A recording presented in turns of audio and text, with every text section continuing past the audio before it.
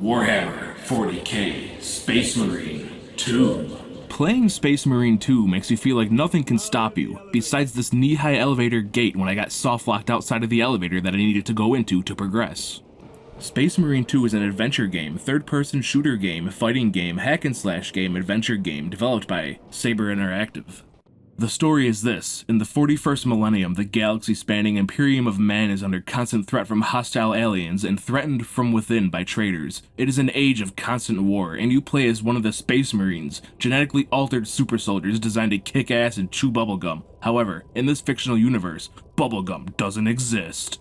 Anyways, some bug aliens called the Tyranids invade a planet under the control of humanity, so you and the boys get in your spaceship to go squash them. Then you fall out of the ship after it's attacked by the bug aliens, and as you're falling, you hug and gently caress one of them for comfort until you smash into the ground like a brick. But you're okay because of super soldier things, so you get up, dust yourself off, and commence the culling. And that's where the game begins. Go get 'em, Chief.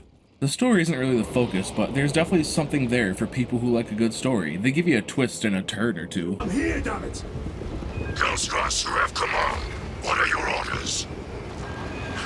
Space Marine 2 can be played with a controller or a mouse and keyboard, and here's the menu settings.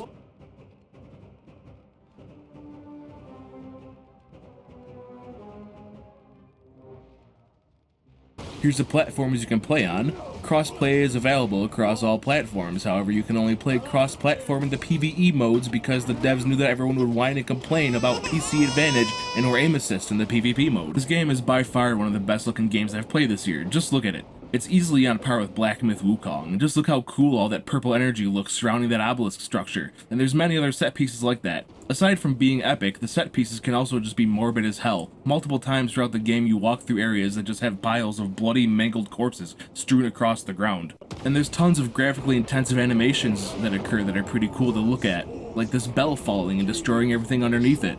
Guess that bell won't be tolling for anyone anytime soon. Sorry, Metallica. Holy hell, do you pay for those gorgeous visuals though. The recommended card is a 3070 GTX and 75 gigs of storage, and it also requires an SSD to play. You ain't running this thing on no brick of a computer.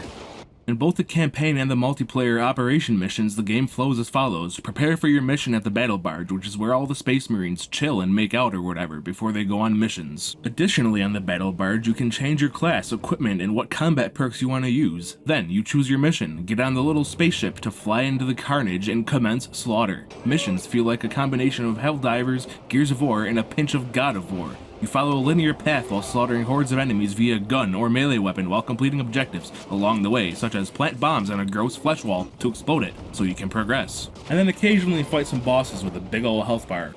For mechanics, you can sprint, you can dodge roll to avoid dismemberment, you can parry, and you can perfect parry, which will show a little red crosshair on the enemy, which enables you to do a high damage pistol shot on them and give you some iframes. Each melee weapon has different combos you can execute, like the Hammer Hulk Smash combo, where you slam it on the ground after a couple swings and create a shockwave damaging enemies around you. You can execute low HP enemies that are stunned, which gives you back some armor, and just in general looks pretty badass. You can use med stims to heal your little boo-boos, throw some grenades to ruin their day. If you have a jetpack, you can leap into the air and come crashing down upon your enemies with the force of 1,000 punches from a crackhead in Withdrawal. There's some God of War-esque quick-time events where you spam buttons to get out of a grapple, and use your Super Saiyan ability, which constantly heals you and makes you deal more damage. In the multiplayer modes, you can choose from 6 classes, each of which has a different ability instead of the Super Saiyan ability. Become a large and clunky armored version of Spider-Man with a grapple hook, which you can use to make some pretty sick escapes. There's the heavy class, which is big, slow, has a heavy machine gun and gets a shield that is good at stopping bullets, but not so good at stopping chainsaw swords in melee range. Then there's the sneaky sniper guy who can turn invisible to trick enemies chasing him around corners, or to reposition without getting shot from nowhere. Each class also gets a skill tree with nodes that you can unlock by leveling up the class and playing the game. However, the bonuses you gain are only effective in the PvE operations mode. Here's the sniper tree. Wow, look at all them talents. 10% increased ammo capacity on 18 rounds for the sniper rifle? Thank you for those 1.8 additional rounds, it's so useful. And there's weapon perks, which is basically the same concept as the class perks, but it's just specific to the weapon you're using. Speaking of weapons, there are 23 unique weapons in Space Marine 2. which is kind of a lot. Here's some of them. Peel a muffin cap back blue with the sniper rifle in both bolt action and charge variety. Blow them to smithereens with the assault rifle that also has a grenade launcher on it. Cleanse reality of the bug menace's presence with the fire shotgun thing.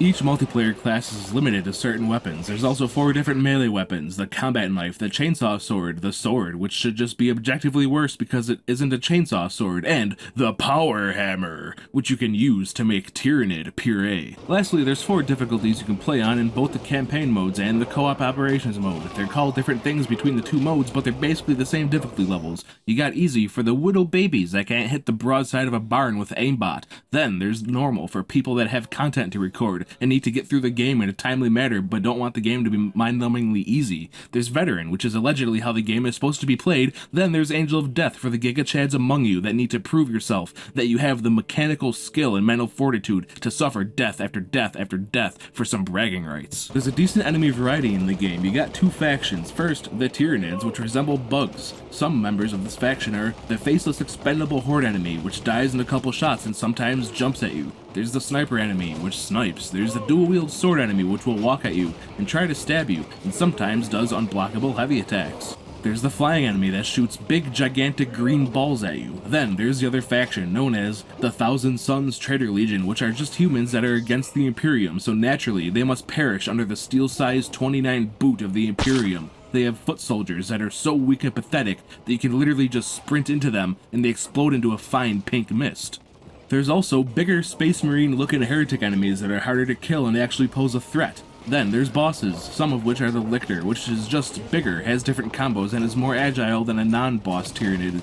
And there's the Hellbrute, which is big, slams his big dumb hammer on the ground over and over, and he can charge through things. He also shoots a little pew-pew at you. For multiplayer, as stated earlier, there are operation missions, which are basically just extra campaign missions designed to be completed co-op with other players. Then there's the PvP mode, which has 3 game modes: Annihilation, which is just team deathmatch; Capture and Control, which is King of the Hill, but the hill moves every 100 seconds; and Seize Ground, which is just domination. First team to the score limit wins. You can join other players through invite codes or matchmaking. There is also text chat and voice chat in PvE and PvP modes, so when your teammates are being shit, you can let them know with a vengeance. You can of course prepare your Space Marine for the Imperial Fashion Show by dressing him up in the coolest color armor with cosmetics, which you unlock by either playing the game or through microtransactions. Look at them. You can be yellow, green, red, black, etc. And there's some armor sets that change your appearance in other ways besides color as well. Look at them. Wow. Cosmetics are unlocked through either playing the game or buying cosmetic DLCs. The only glitch I had was what I mentioned at the start of the video, where I was soft-locked and couldn't get out of the elevator to proceed, but all I had to do was reload from checkpoint to fix it. Other than that, the game ran fine. To recap, Warhammer 40k Space Marine 2 is an experience that reminds me of early 2000s gaming. It's the type of game where you and some friends put some pizza rolls in the microwave on a Friday night after school and stay up till 7 AM blasting Let the Bodies Hit the Floor from your Xbox hard drive and playing split screen. They did the cosmetic system right, as there's no cringe menus popping up tell you to buy one of the 30 skins per day that they release, and instead you have to navigate to the cosmetics menu and make your decision from there instead of being bombarded with advertisements like it's some kind of corporate playground.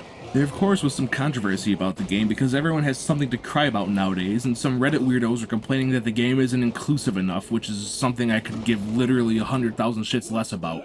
Anyways, the game is a game that you can just turn your brain off and do some mindless slaughtering, and the gigantic hordes of enemies running at you make scenes feel that much more epic. And the PvP ain't too shabby either. I actually wanted to play it a few times outside of making this video, because it's actually fun. On our patented 0 to 1 scale, we give this game a 0.92 out of 1. The game looks good and it's fun.